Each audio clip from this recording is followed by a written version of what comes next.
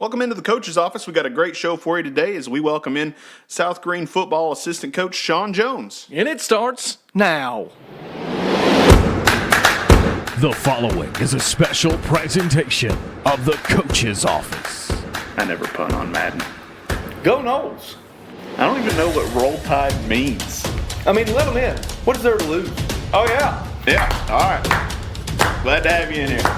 Why was everyone so concerned with the outfield play for the movie to be called Angels in the Outfield? Where'd you get your shirt? Foot Locker? Uh-oh, Murphy's calling. And now your hosts, Kyle Donahue and Matt Ripley.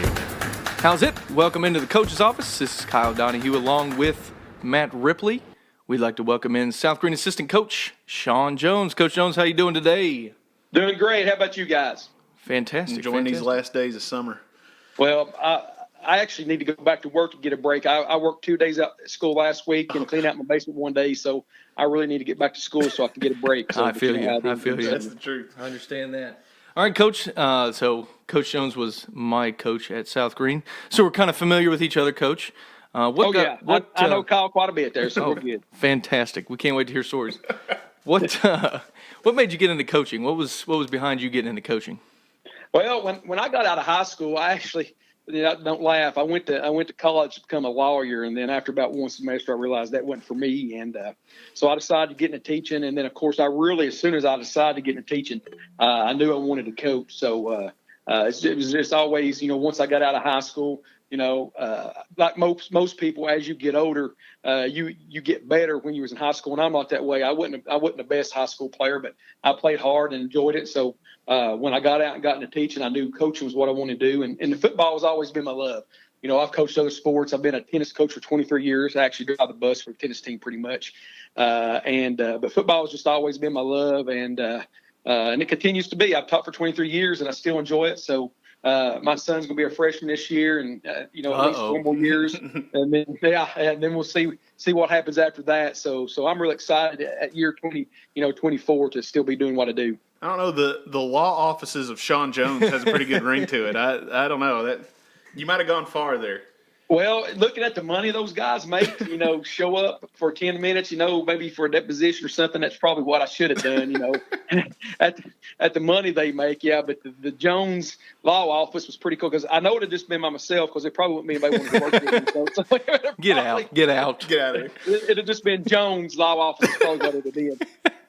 Now, Coach, where did your coaching journey start? How did you get to where you are now?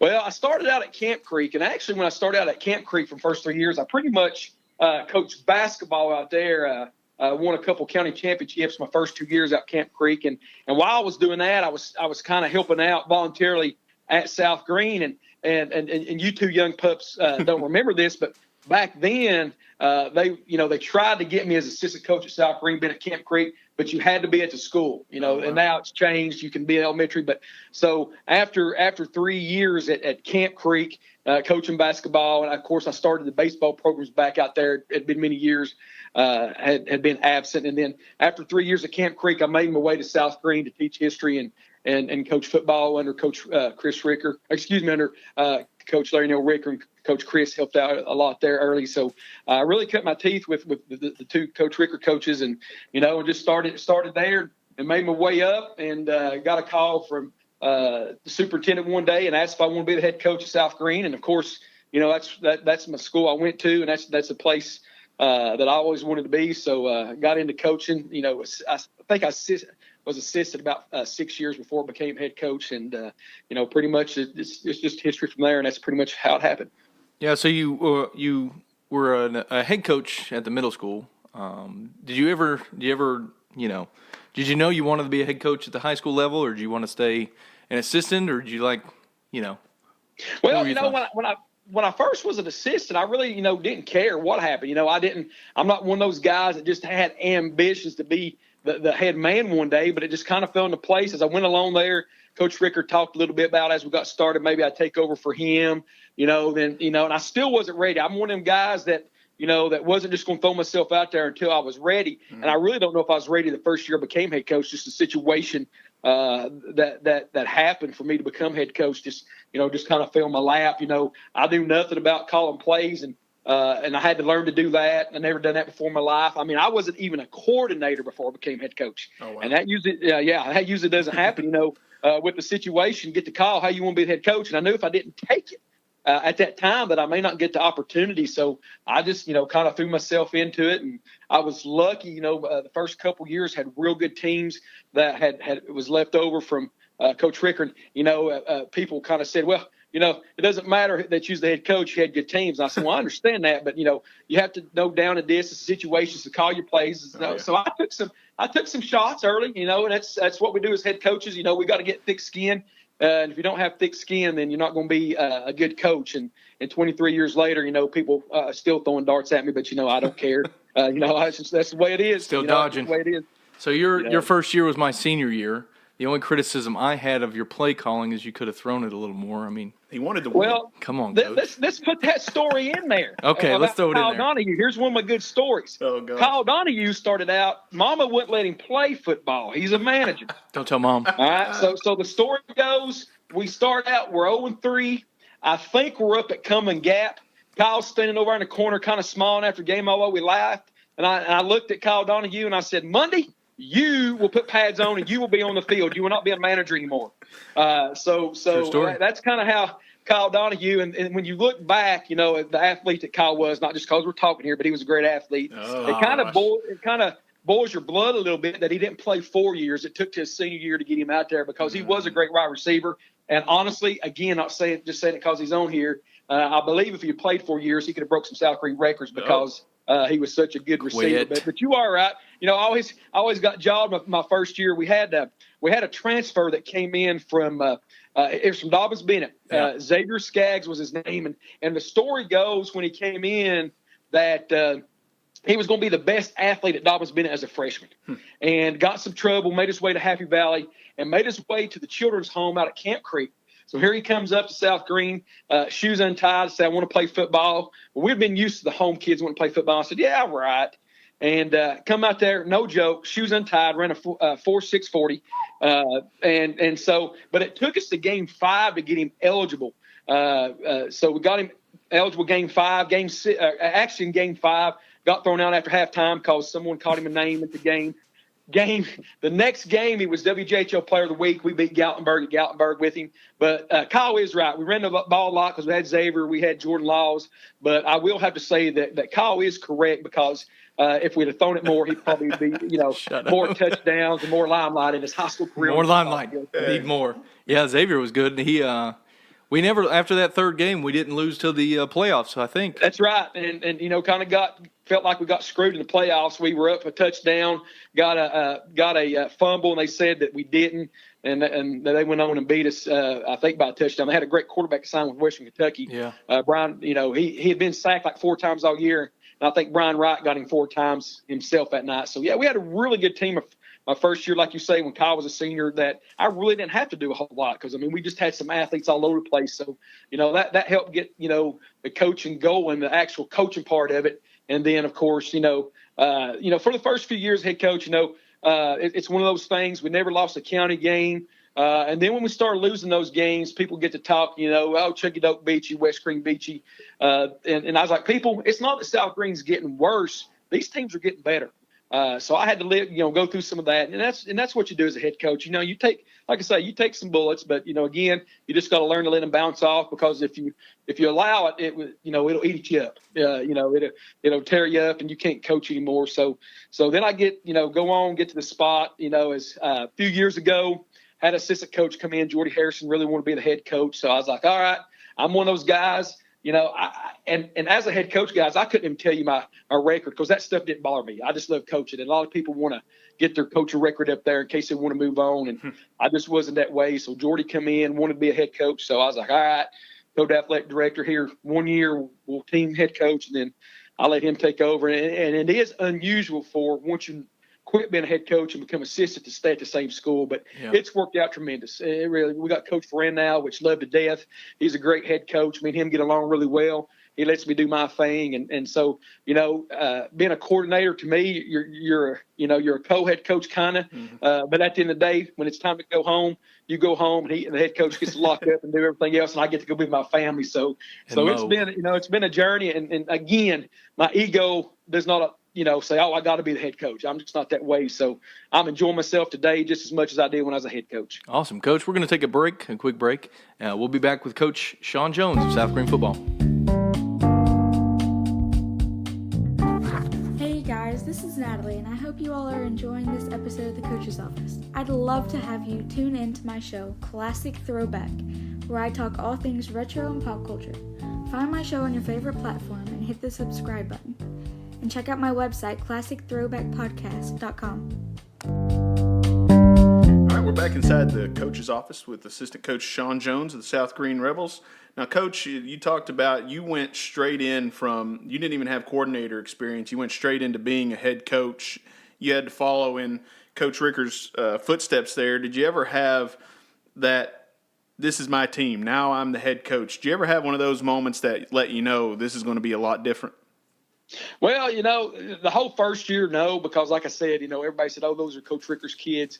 And it probably wasn't to year 3 that I had, this is my team, mentality, because there was so many athletes really the first 2 years. And of course, everybody was talking about how they'd been there before. And again, I was one of those people, again, I didn't try to defend myself. Oh, somebody's got to call plays. I said, oh yeah, you're right. So probably year 3 is when I really felt like it was, mine. But, I go back also to the first game when Kyle was talking about was at Unicoi, and I called both sides of the ball that night, offense and defense. We ended up winning, but after the game, I told my assistants, I said, look, somebody's taking one side of the ball or I'm quitting. I'm done. I couldn't do it both. I had no time to do anything. So, so after the game, actually to my other assistants, I say, we'll take the defense. I said, that's fine. I said, because again, if I call the next game, both sides of the ball, that I will be resigning because I can't do it. One of you's going to call both. yeah. But anyway, and Matt, I know you've done coordinating, and I know Kyle, you do it now, and you understand that it'd be so hard if you had to do both sides of the ball. Oh so yeah, that's too much.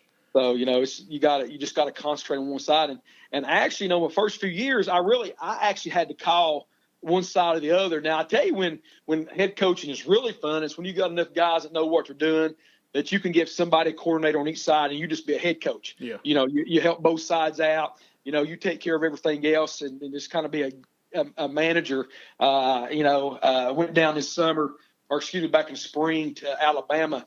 And I'm watching Nick Saban, and again, I'm not an Alabama fan by no means. We just went to his coaching clinic. But the guy, Disclaimer. The guy, you're looking at all the money he's making, and he's just a manager. It's just like a business. I mean, he doesn't do a lot of coaching. He will every now and then. We got to watch his practice in a Saturday game. But that's when being a head coach is really fun, and it's hard in the high school level because you really got most of the time you've got to call one side of the ball, and you do have a lot of head coaches that want to call one side of the ball. And I was never that way. Once I got people that I trusted that could do one side or the other, that's what makes head coaching being fun is when you're able to do that. Yeah. So what's some advice that you would give to a young coach, maybe just starting out or maybe working towards being a head coach? What's some advice that you would give to young coaches out there? Really, we got this, I guess you would say, my millennial generation who expect everything just right off the bat. And, I just tell them, you got to be patient. You even see young coaches coming in, they want to be a coordinator right off the bat, and that's, it's kind of like kids. If you got one freshman that plays, all freshmen think they ought to play as a freshman. Yeah. And then, and in the same way as being a coach, you may run and get the bags every day and just kind of hang out for 2 or 3 years. But you've got to be willing to do that. Yep. So and it's not necessarily paying your dues. But to me, I would go during college and I'd go back to South Green and just stand around and watch, to learn what's going on. I had an assistant one time, couldn't understand, when I was calling offense. He said, why do you run a pitch before you run a counter or a trap? I said, well, the pitch sets up. And finally, after 4 years, he come to me one day. He's like, I understand it now. I was like, what? So it took you 4 years to understand. You run a pitch, you make a team think you run a pitch, you run a trap back to the other side, So it's things like that. So a young guy, soak it all up. Don't get your feelings hurt if you're not a coordinator or you don't do what you want. And again, I think it's just the generation people growing up in, because kids are the same way. And this, I guess it's kind of, you might think I'm crazy. I told my own son, he's going to be a freshman. I said, son, I don't care if you ever play one snap at South Green. That's not what it's about. I said, but if you want to play, you have a goal to be on the field as a junior and a senior to help your team. Right. Anything before that is all positive. Now, most parents are going to look at me stupid. Yeah. But, Kyle, when you played, and Matt, I'm sure when you played, that's when you really felt like you helped your team out. Absolutely. When you was a junior and senior, but it's a me generation now. So, same thing with coaching, so if you're young getting a coach, and that'd be my advice, you're going to pay your dues. Get out there, learn, and pick up on stuff. And then one of these days when a coach trusts you, they'll ask you to be a coordinator. You won't have to ask. All right, when a coach realizes it's time for you to move up, then and they trust you, then they'll ask you. Don't have to ask. So the advice, to these young guys, be patient, help out, and don't be out there. And also, I'm trying to use this job as a stepping stone to another job. Don't be that way, because we as head coaches, if you're trying to do that, we don't want you around. And I tell people that, hey, buy into the program. Yeah. All right, because you got to buy in. If the coach don't buy in, the kids are not going to buy in. So you got to buy in also as a young assistant coach. Yeah. Yeah. I think I was a volunteer for the first probably 7 or 8 years. I never got $1 for being out there. Coach Murphy dressed me pretty well, so I think that was that was his currency. Thank you, Coach Murphy. But that's just part of it. If you really want to do it and you're doing it for the right reasons, all the little things that you got to do, I don't think that'll matter in the long run. Yeah, you're exactly right. But the people that's out there wanting to do this stuff, then they put a question mark in my mind. Exactly what they do. Now, Coach, you talked about going from you were just an assistant, you became a head coach, and now you've gone to being a coordinator. What's that transition been like for you, as far as going from that assistant, going to the head guy, now you're going on to just calling plays as a coordinator? Well, after when I did decide to go back to be assistant, I thought, did I do the right thing? And I thought about that the whole summer. But once we got going, and to me, a coordinator is to me, you don't get paid the same, that's fine. And the head coach just deals with all the other stuff. Mm-hmm. And like I said, being a coordinator, because if the head coach lets you make your own decisions, and that's what Coach Rand does with me. It lets me do my own thing. And to me, that's fine. That I don't have to be the head coach. And actually, the transition wasn't bad at all. It really wasn't like some people. And I know, you read every day, especially Tennessee, a coach will quit being a head coach, but they go to another school to be a coordinator and assistant. And I guess that at first the tough part was going to be an assistant. Now, a couple things you have to deal with. You have a couple kids would rather you be the head coach, and that was kind of tough when I went back to assistant. It's like, look, I'm not the head coach anymore. I'm not making those decisions. And that can cause some friction between the new guy, if he knows what's going on and stuff. And I tried to make sure that didn't happen, because you did have a few kids that really that didn't like the transition and what went on. But, it was just something, I felt like, needed to do and haven't regretted it, not one time. And now you ask the question, well, would you want to be a head coach again? I don't think so, and now if somebody's going to come and offer me $100,000, yeah, I'm going to jump at it.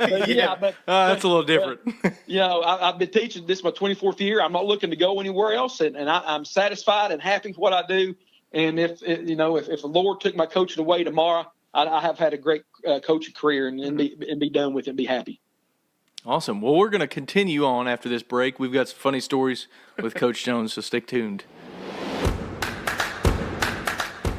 The coach's office is now looking for a title sponsor. Your name would be over the whole entire show, or commercial sponsors. If you or someone owns a business and would be interested, please contact us either on Facebook, on Twitter, or through our email, thecoachesofficeshow@gmail.com. And we'd love to have you be a part of the coach's office.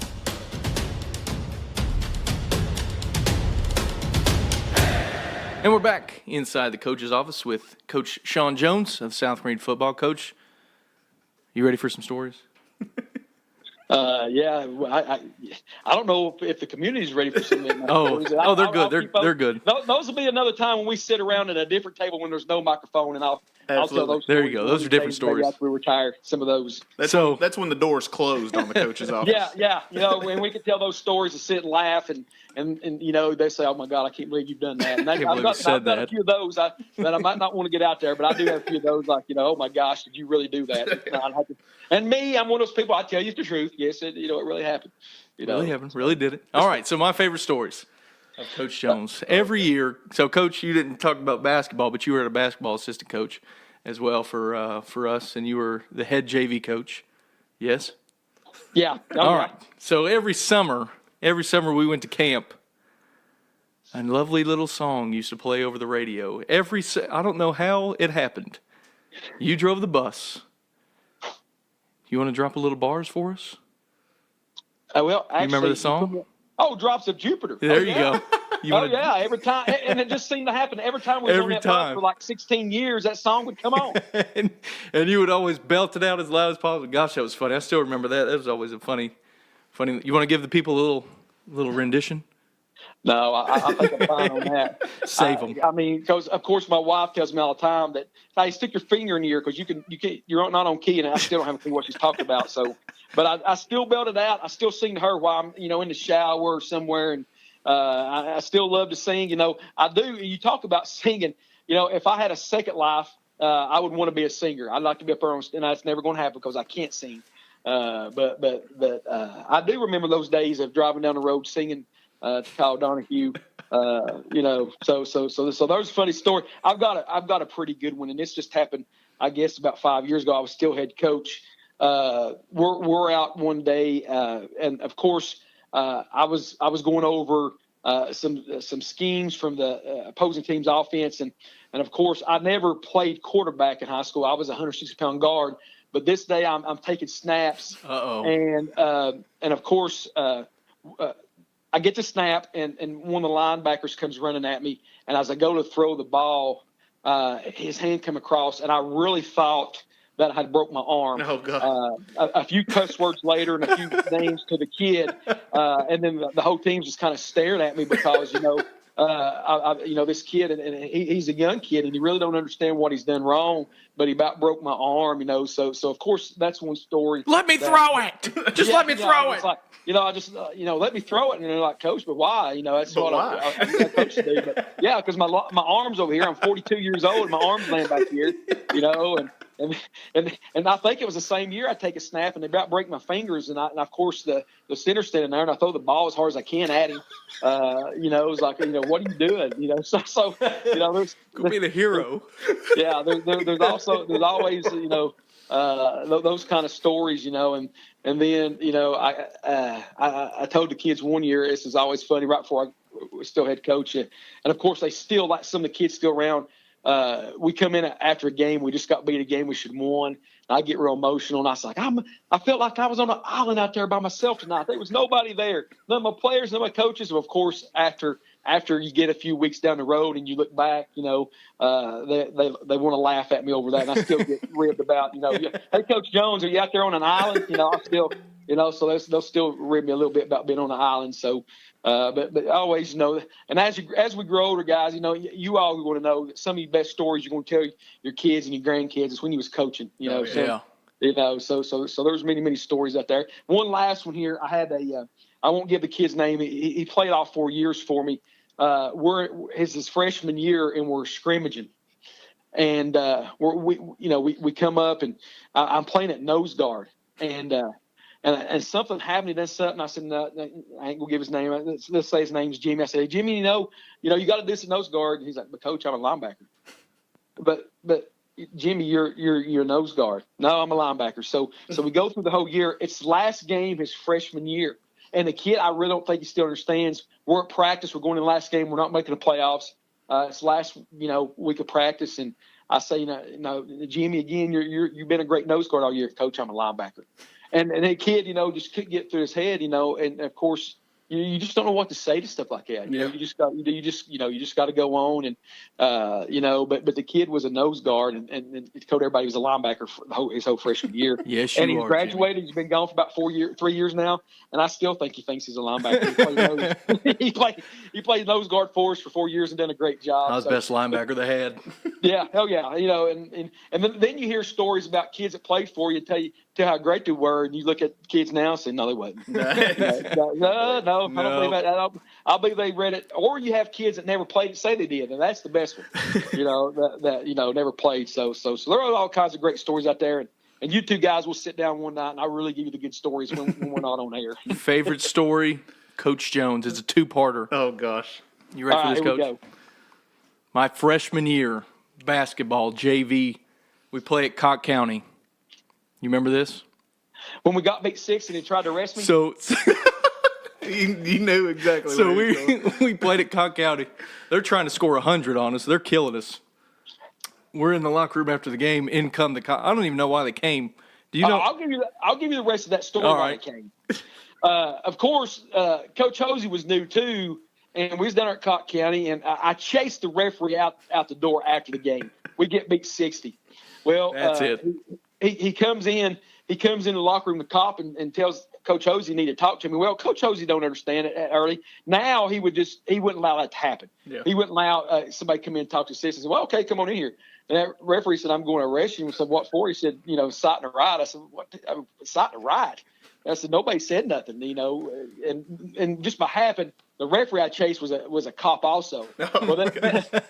So then later on in the season, one of the referees that's from down there come to me in a game and said, you might not want to go through Cocke County. It's like, what for? He said, because they're looking for you. And actually that same year, That's tried to arrest me. They tried to arrest me again. Kyle don't remember this. We're over in the tournament over in Union County, and they come Oh, I do, yeah. Yeah, they tried to arrest me again for citing a riot. I'm like, dude, I'm not going to jail. I didn't cite no riot, because I was always good, John, a referee when I was an assistant coach of basketball. I was always good at that. But so yeah, I about went to jail a couple times for being an assistant coach for supposedly citing a riot. Yeah, that was my freshman year. The cops come in the locker room after the game. Gosh, it was funny. So Yeah. the second Oh, yeah. part of that story, the next day at practice. So we get beat. They're trying to score 100 on us. They're dunking everywhere, trying to throw it in the crowd, whatever. Coach Jones, we start at he lines us up at the foul line. We have to run down to the baseline, get in the fetal position, and Coach Jones makes us cry like little babies. Because we were little babies during the game. Oh my gosh! And he said, if anybody laughs, we're running the rest of practice. Oh, that's the best. Oh yeah, I forgot about that. Making y'all sit down there and be in the fetal position. Oh gosh, Kyle, that's awesome. That's That was funny. We all tried not to laugh and look at you.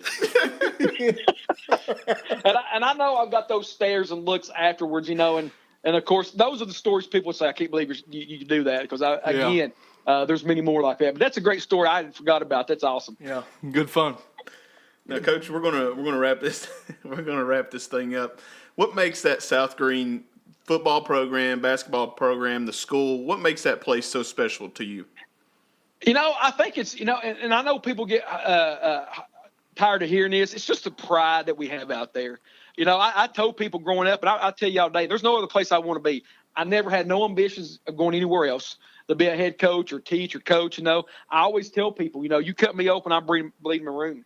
And it's just a special place out there, that we all get along as a faculty. We all get along, pretty much as a school. And it's just a special place, and we take pride in what we do, like I say, we as coaches, and you all know this, it's not just coaching, like I said, 2 days last week when I'm out South Green, I'm painting my room and I'm up there, sweeping the field with, because we got so much grass and it's just a pride thing because we don't have to do that. We don't get paid extra to do that. And you guys know that. Yep. The extra stuff. Then, and if it was just a job, then I wouldn't do all that extra stuff. But out there on that side, and I know the rival people like Chucky Dokes and the North Greens and West Greens do not understand that until you come out there. Kyle could tell you a little bit about what it is. It's just a special place, you actually got to be out there and be a part of it.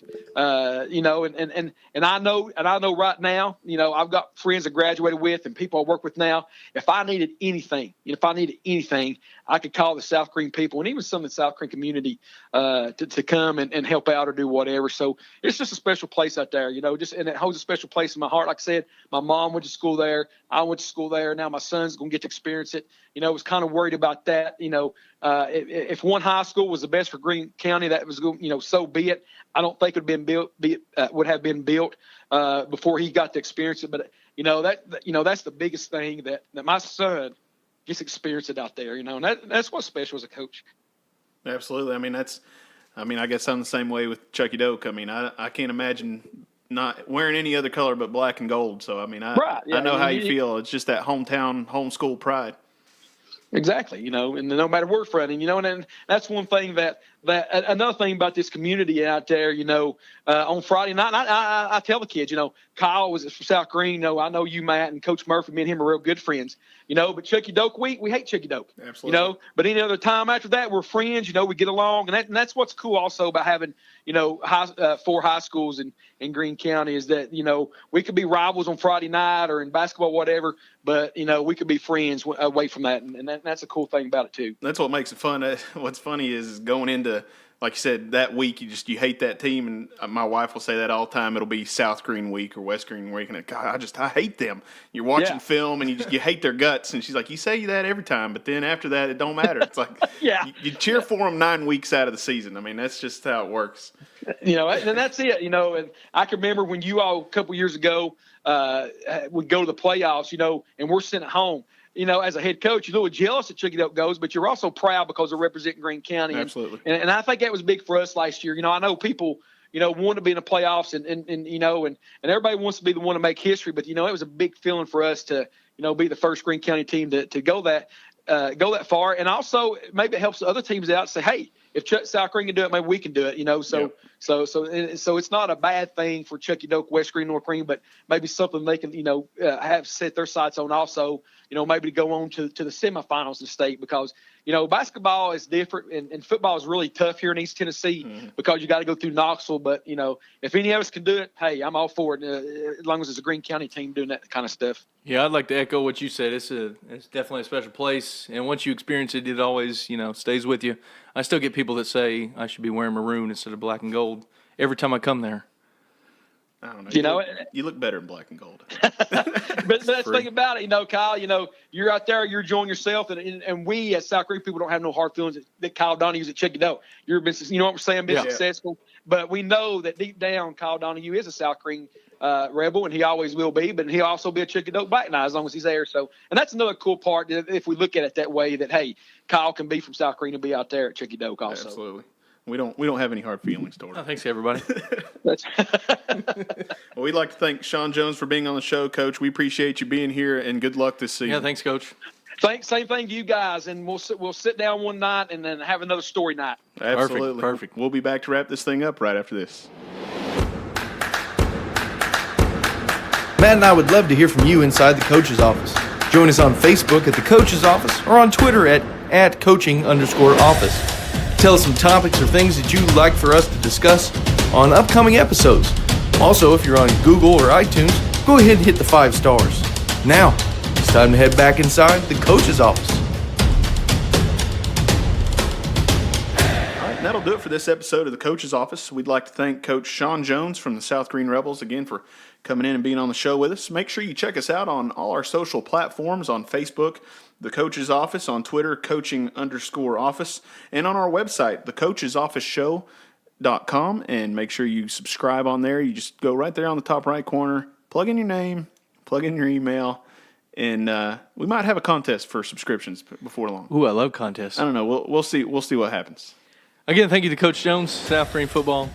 For Matt Ripley and myself, Kyle Donahue, thank you for listening, for tuning in to us. We hope you enjoyed the show. And as always, if you're last one out, turn off the light and lock up the gate. This has been a presentation of the Coach's Office, produced by Quotable Productions.